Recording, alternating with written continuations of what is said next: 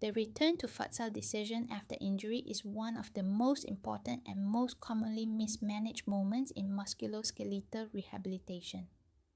Players return based on one criterion: the pain has gone on, when pain is the least reliable indicator of structural readiness for the specific demands of competitive futsal.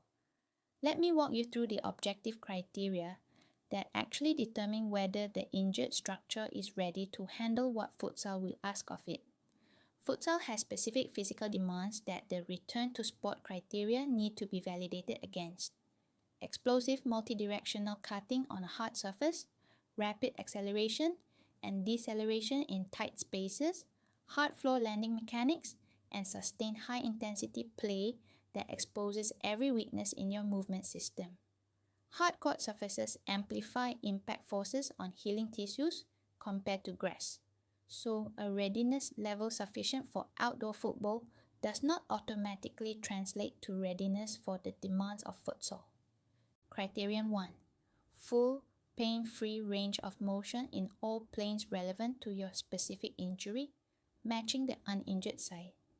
For ankle injuries, this means full dorsiflexion, plantarflexion, inversion, and eversion at passive and active range.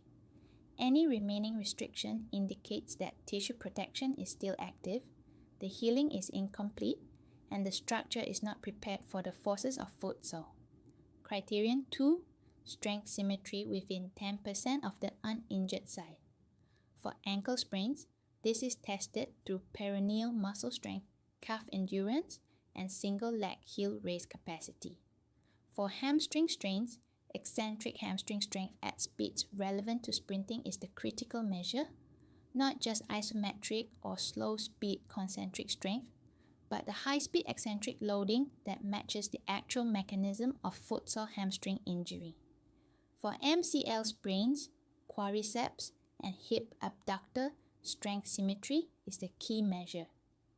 Below 90% symmetry means the muscular protection system for the healing structure is insufficient for the repetitive loading of futsal. Criterion 3. Functional movement quality at full speed. This means the ability to sprint, decelerate, cut laterally, jump and land, and perform futsal-specific footwork patterns without pain, visible movement compensation, or movement hesitation. Movement hesitation?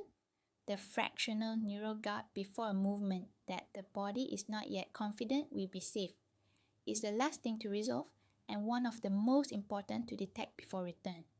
A player who hesitates on lateral cuts is loading the injured structure unpredictably rather than consistently, which is mechanically more dangerous than the loading pattern during normal habitual play. Movement hesitation does not resolve from rest. It resolves from progressive, successful loading experience that rebuilds the nervous system's confidence in the structure. The standard return to futsal protocol therefore includes graduated training sessions before the first competitive match, not just a fitness test in isolation. Criterion 4.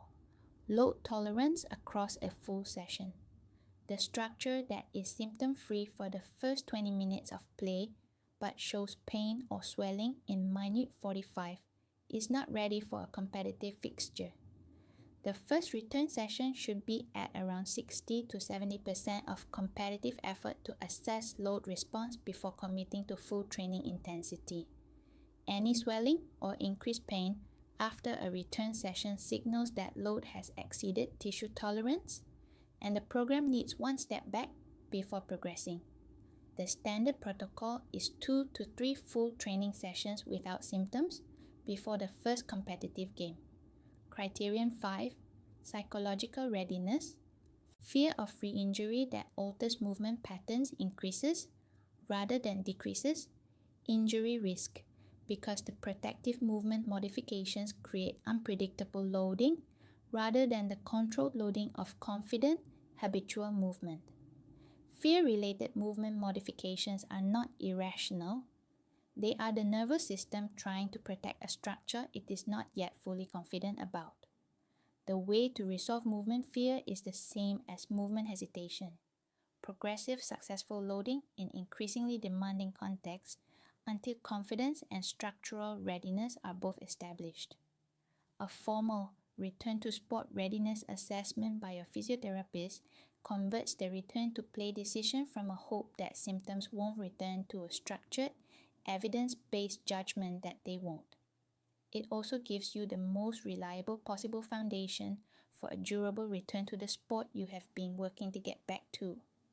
The full futsal injury management guide with return to play criteria for each injury type is in the link in the description.